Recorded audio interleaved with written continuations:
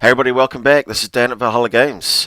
I have been looking forward to talking to you about this. So this is the roundup for Operation Spring Awakening, which is a bolt action event that I held on the 27th and 28th September this year, 2025, in Burnham, which is just out of Christchurch here in New Zealand. Firstly, I want to talk to you about the event pack. So the event pack was released at the start of this year when the tournament was announced. The first thing I made sure I did is that I engaged Rex's assistance with layout and presentation, while I ensured it contained all the content I wanted the players to know based on my experience of running events in the past and attending as many events across different systems. In outline then, the event was 1250 point armies and there was 5 games over 2 days. The games are Axis versus Allies. And in regards to results, there were standings for both, in regards to prizes, and in addition to overall. As well as that, there was a whole bunch of other prizes, which I'll talk about later. When they enlisted, or enrolled, players nominated which side they wanted, so Axis versus Allies, when they purchased their ticket at the time of registration. And probably most importantly, the main thing I wanted to get across in the pack was to set the expectations of tone of the event, which is really important to me. The tone for this one was competitive yet fun, and one of the main descriptions I had in the pack was I described that if you were thinking about how your opponent across the table was having a miserable day rather than their army having a tough time against you with your tactical brilliance, then you probably need to have a look at your army list again. I'll touch on this later, and I'm really pleased to say that everyone really adopted that tone. So, for those of you who haven't listened to the Valhalla Games podcast channel's episode on the Operation Spring Awakening and the event primer, I suggest you go and listen. But here's a quick outline for you. So firstly, the tables and scenarios are matched, so that there was no instances where the table directly prevented you from achieving the goal of the scenario. This didn't necessarily help you, but it didn't make it impossible either. So one good example of this would be a board where you had to do an envelopment mission, moving off the other side of the board, and the table's set up really densely with loads of hedges and stuff like that. So in this way, the scenario-based tables were set up in the same repeating sequence. So basically the players would play different missions each round to each other, although obviously there would be a couple of the same mission throughout the numbers of players. So they played different missions each round, but by the end of the 5 games, they have played all 5 different missions. So to facilitate this, at the start of the day 1, players drew numbered chits, which dictated their starting point, and then Axis and Allied players moved tables in opposite directions each round. So Axis moved one way, Allied moved the other. You went through 5 different tables and 5 different opponents for the weekend.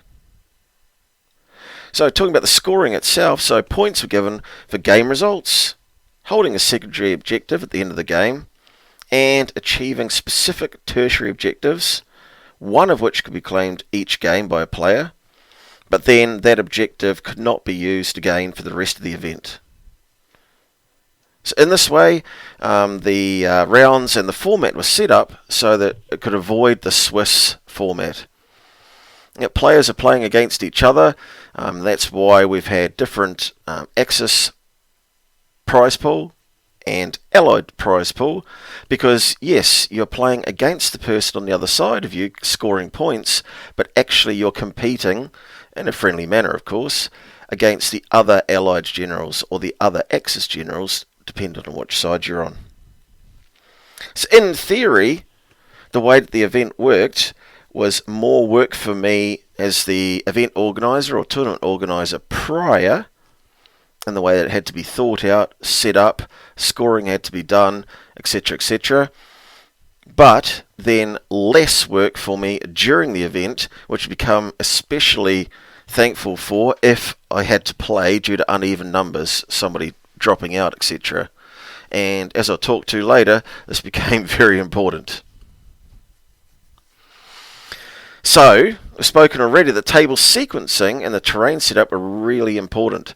And so it was that the day before the event on the Friday, Rex, Aaron Russell, Craig Thornley, and my nephew Daniel found ourselves taking 4 hours to come collect all the terrain from my house and get it to the event and get it set up.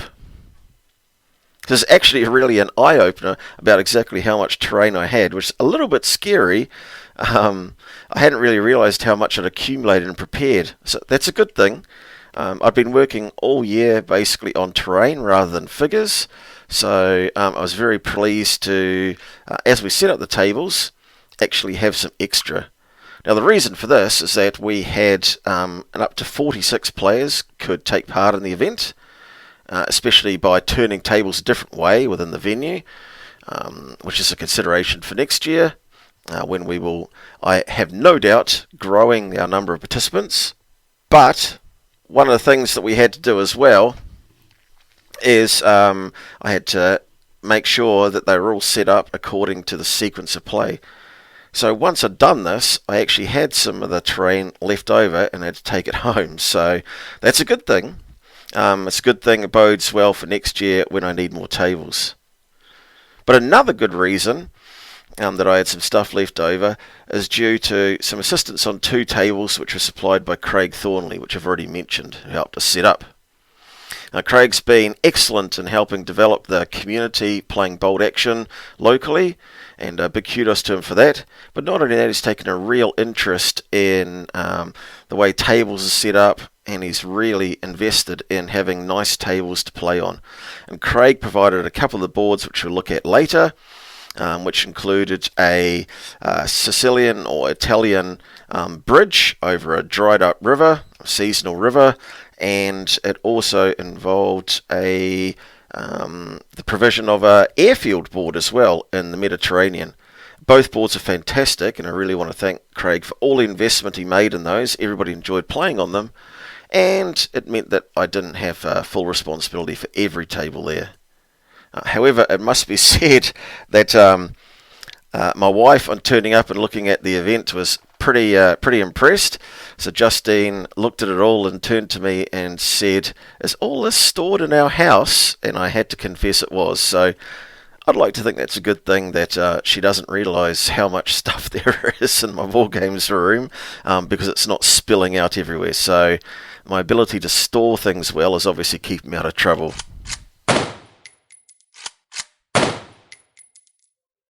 Right, so this is the first of the tables, so it's not technically the first game of the event, this is just the first tables, and you're going to see that as we go through. So remember earlier I spoke to you about Craig Thornley's tables. Well, this is one of his. This is a nice Italian or Sicilian table.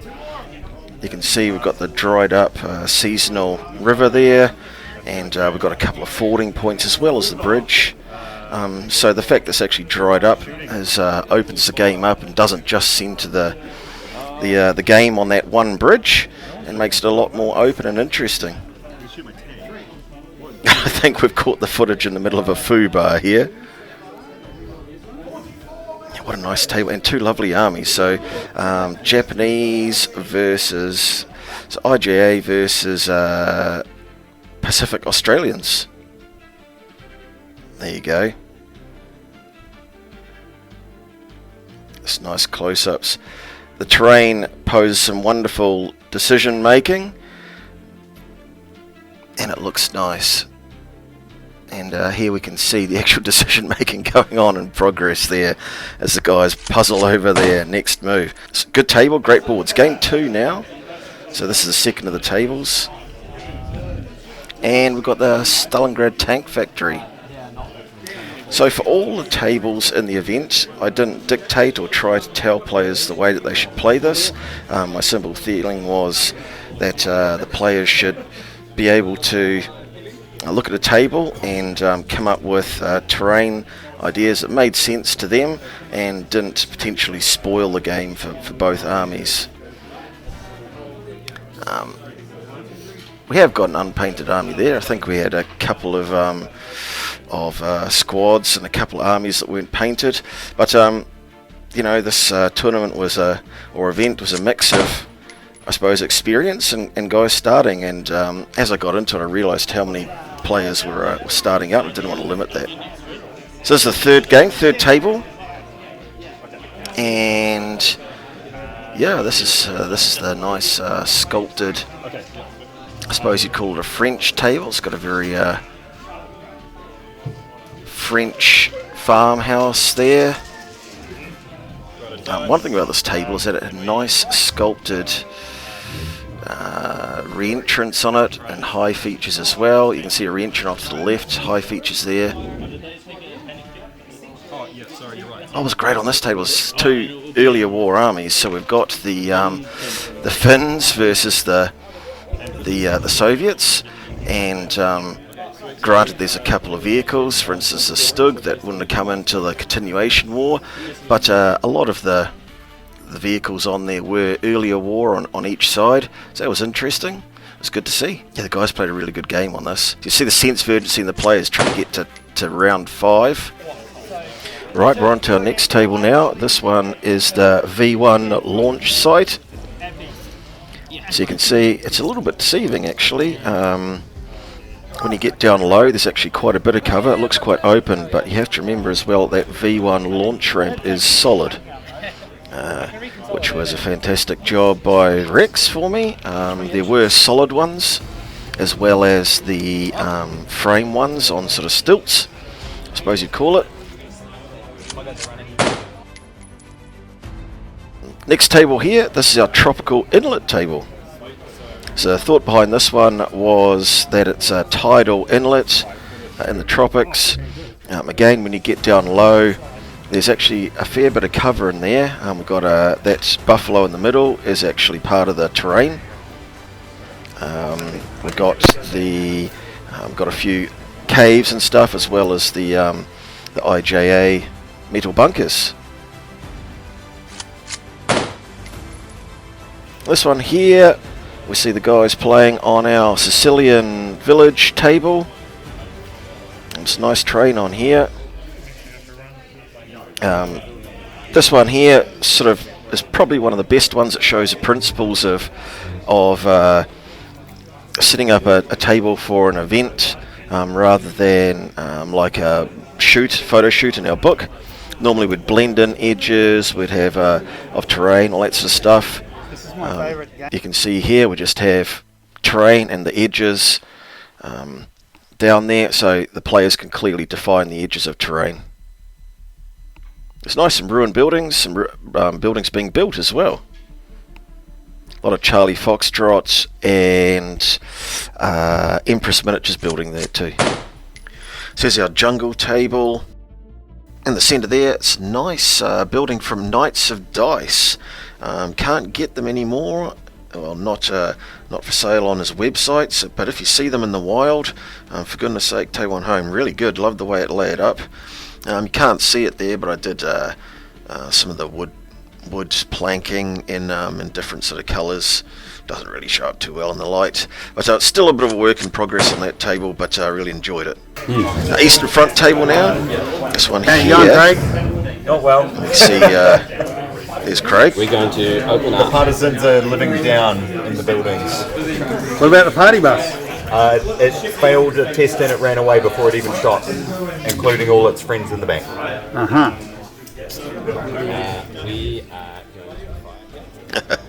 Unlucky Craig. Good bit of narration there from Rex. Bit of commentary. So there you can see they're on the teddy bear fur Eastern Front table. The tape marks the edge of the playing surface. One thing that's great about these here, this mat was from Killing Fields. When you can still get them, I don't think you can get them anymore. But yeah, they're oversized so that you can put stuff underneath them, which of course takes up some of the surface size. But just for the purpose of the game, marked out the playing surface.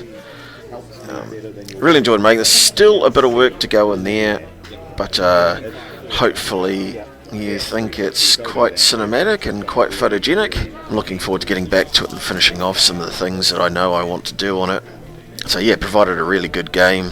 This one, it's nice to have the contours of the ground, which now the camera view is down low, you can see it's not quite as open as it looks. Onto the airfield table then. So this is the table, this is the other table that Craig, who you just saw at the previous table, has brought to us. So set up in the Mediterranean. There's a view of the nice officers' mess. Perhaps we're looking at a airfield belonging to the Desert Air Force, perhaps. But anyway, in this case, the Germans are attacking a BEF force in it, and hotly contested. It's a really interesting table to play on because it had the buildings, it's quite dense terrain, and then it logically had the open airfield with the planes parked up on it, which we'll see in a minute, and that produced really interesting variation in what was going on. You can see a plane coming into land as well. It's just your morale. Yeah. So it's not your. You don't count the pens. Yes. Yeah. And on to the Stalingrad, the urban Stalingrad table. See, you can see we've got some ruined buildings, but also some intact buildings as well. The German early war vehicles there. They are Dunkelgrau, so they are. All I see is carnage. Is someone actually winning? Not enough carnage. Not enough carnage. More carnage. More carnage. More need to die. Yeah. We've got to make the grass grow. So that's Ben playing Jordan. Jordan McLean, and we're about to have a bit of a flyby, I think, of Jordan's DAC army, and this is the army that won Best Painted, and I think as we do the fly past, you're going to see the reason why. The amount of work that went into his army was fantastic. All the models, all the infantry models, including these Brandenburgers here, dressed up in native clothing, they were all sculpted from Warlord Games Blitzkrieg miniatures. So cut back to shorts where relevant, extra bits sculpted on. Really impressive. And here's a winter table. So we're off the hits. It is a miss. D3 pins. There you go. It's 2 pins. Quite an interesting table here. Again, when you get down low, you can see all the bits of high ground, and there you go. You can see how well that breaks up line of sight. So you never go too far on this table without breaking line of sight, but it's a good table for the mission that was played on it, which was an envelopment style mission, because it had plenty of open routes you could go across. The desert table, so this one here, was the principles of this was that it was in a French colony. See a bit of a propaganda poster in a minute. This is a bit of a mix of my buildings and then a few of Craig's as well, which he loaned me to use on this table just to build up a bit more of a town rather than a couple of buildings just stuck randomly next to an oasis. It was good for playing on, and really nice for a bit of a change up. I plan on adding to that. And there you go, you can see some of the propaganda pictures on there. Actually, so these still photos you're seeing are a game between Rex and I. I was playing the Gumby army for the event. Just threw a whole bunch of British Airborne on there with some British Airborne late war armoured recce units. And these photos we're going to see, some of these are Jordan's army versus Finn's army, which was the Pacific Australians. And the last table, so what we're looking at here is a French village table. I sometimes call this the French night village. The reason for that is that the table, the neoprene mat, is actually really quite subdued. Having a bit of a look around, a nice mix of buildings I think in here. Made for some nice playing.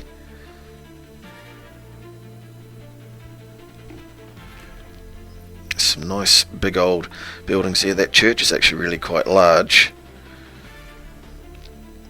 And the cemetery that we're about to see, the principle of this is that it was an older part of the cemetery, and that there came from a Warhammer polyfoam, I think it's called, a hard foam piece of terrain from about 99, 2000, and with a lot of the fantasy elements cut back on it, made to look a bit more historical. And we're going to have a look now. There you go. You start to see a row of buildings and commercial buildings, and that is one of my favourite pieces of terrain at the moment. So these buildings were painted by Craig and Alison, his wife. And if you have a look at that inn there, the inn of the German Shepherd. There you go. Especially made, and that swinging sign is actually magnetised on there, and it was a lovely surprise to get that back for them. They really put a load of effort into painting that up for me. Of course, that's a reference to Jaeger, our German Shepherd.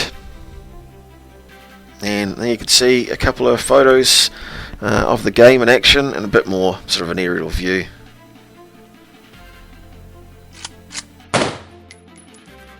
Okay, so third place overall and first place Axis is Go Melly. Hey.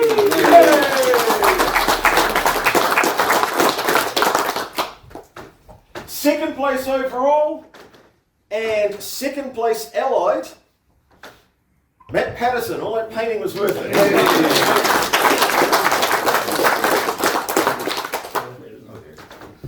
Overall best commander and first place Allied, oh, he's only done it again, Aaron Russell. Right, so Aaron, if you come up first. Right, here's your oh, jeez, I thought you were young and sporty. There you go, well, let's take a photo. Hang on, look at those. I feel like it's a graduation parade. There you go. So you get to choose yourself. Take one. But I'm going to give you the second one. Some more gold order dice. The guys got more gold order dice than Warlord have, and the gold nipple trophy. So yeah, if you head over to my beautiful wife, she'll take a photo of you. Got a few people here that's photogenic. They get upset when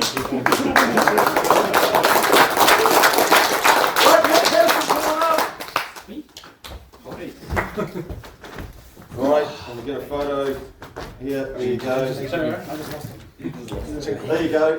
Well done. That's all that painting is worth. Yeah, well, thank you. There you go. Take yourself a prize. Get your second one. Yep. Oh, Aaron, come and take a pick up here from the limited edition miniatures. Choose any one you want. So you don't have to have an event one, you can have any of them. There you go, those are for you as well, my friends. Yep, and take your pick from the limited edition miniatures. There's either event ones or book ones or whatever you like there. And Guy. Legend mate, thank you. There you go. There you go. We'll take a photo. I didn't play any of them, that's why they go. So. There you go. And those of you as well, choose yourself a prize. Yeah. So other places. Second place Axis is Sam Palmer.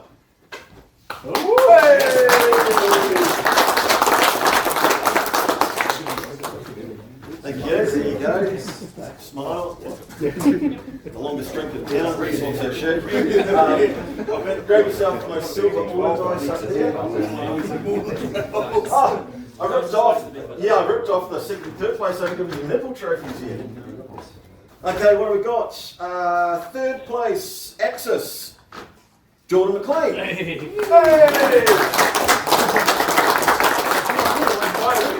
There you go. Hold on to that bad puppy. Yeah, well, Alright, grab yourself a silver order dice. Yep. And grab yourself another prize. Alright, next one, we need to get through a little bit quicker. Brad winner, third place Allied. Well done. Woo!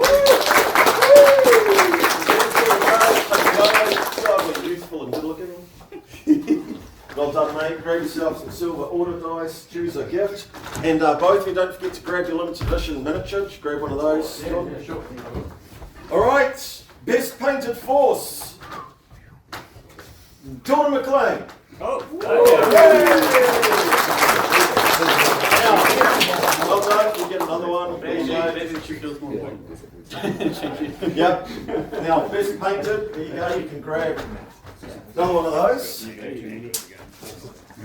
And you can choose one of these solid or pure silver coins here from my wife. Second best painted, Matt Patterson.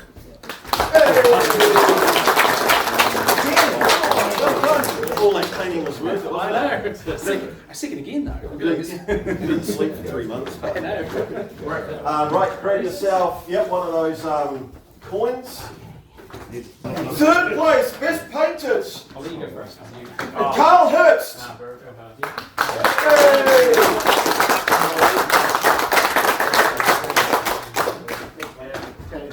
Well done. There you go. Italians are good for something.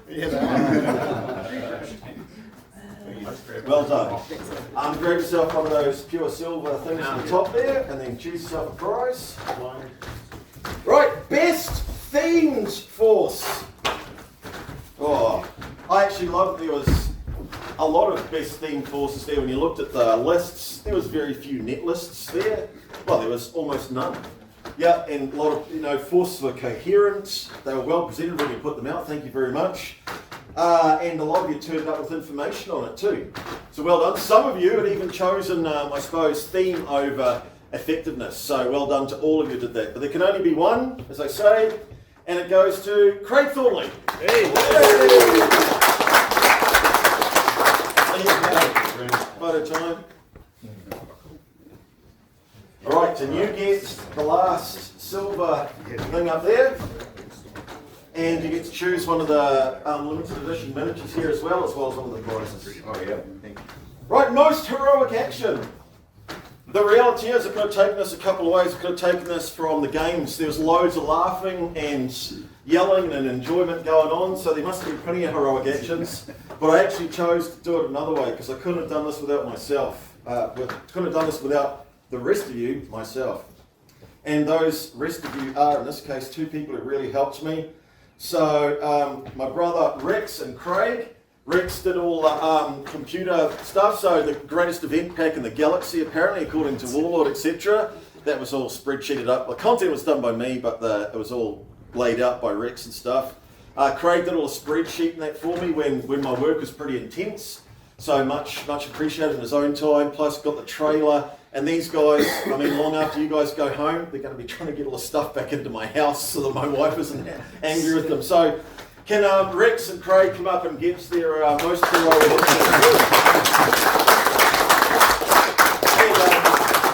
guys standing by yourselves, oh, you don't need to fit me in the way, so I'll swallow this. Yeah. Oh, tell you what, I'll give you your right ones, eh? I was just mixing it up. Alright, don't get to grab your prizes. Oh, prize. Yeah, prizes.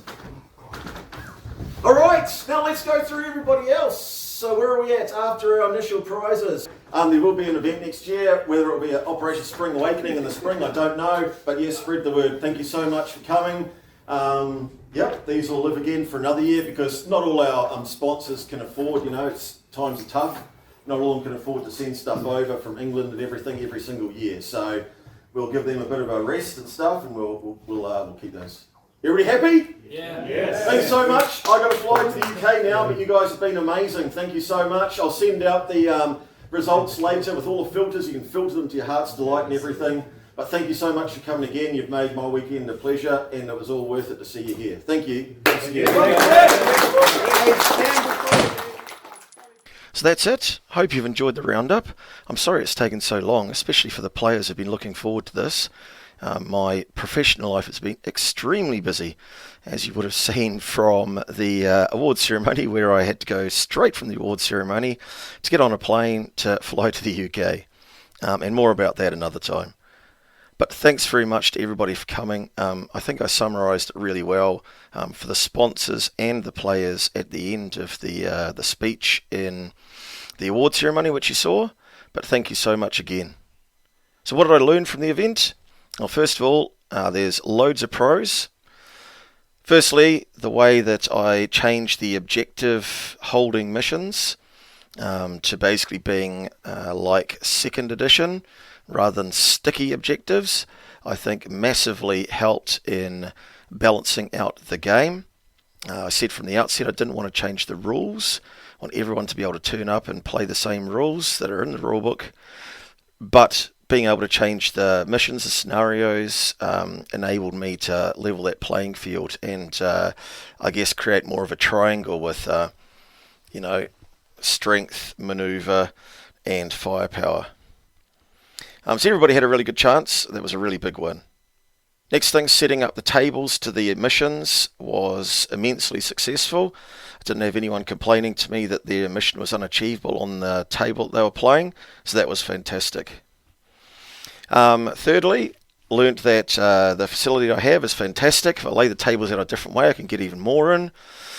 And there's room for expansion there or thereabouts around the venue as well. So I'm looking forward to when it happens again in 2026, regardless if it's a Spring Awakening in our spring or another time of the year, dependent on my work calendar. I'm looking forward to hosting people around there again, and I'm looking forward to having the people that took part this year, or anybody watching this that lives in New Zealand, Australia, or anywhere that wants to come visit, to please come and visit and join in. It's already been New Zealand's biggest event, and we're looking to grow year on year. Things I'd like to do to improve next year, because there's always something you can improve on, and a couple of players fed back to me they didn't have anything big. It was just a couple of little, quality of life things which I could work on. So I'd really like to get a big digital clock to stick up. And one of the things that went well this year is starting at a specific time and finishing at a specific time. So say 1:30 on the hour, whatever the case may be. So that was great for everybody, but I'd really want to have a big clock up there. So I think the ticket prices were so exceptionally good value this year, $35, that if I was to do a small increase, I don't think people would mind, so I can get that sort of equipment so I can keep it going forward.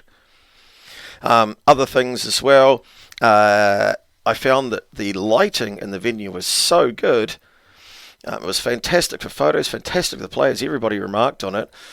However, it was so good that you couldn't see the projector I was using, couldn't see the standings tables at times. So I had to ask people to come and check them out, and then I was sending out to people's emails and stuff like that. So what I'd like to do is work on an area, a darkened area, maybe an alcove or something, where I can have that projector of standings going all the time. So that's food for thought too. Another thing is, would I have Axis versus Allies every year? I think that it worked really well. Don't get me wrong, it was fantastic having nice sort of matchups.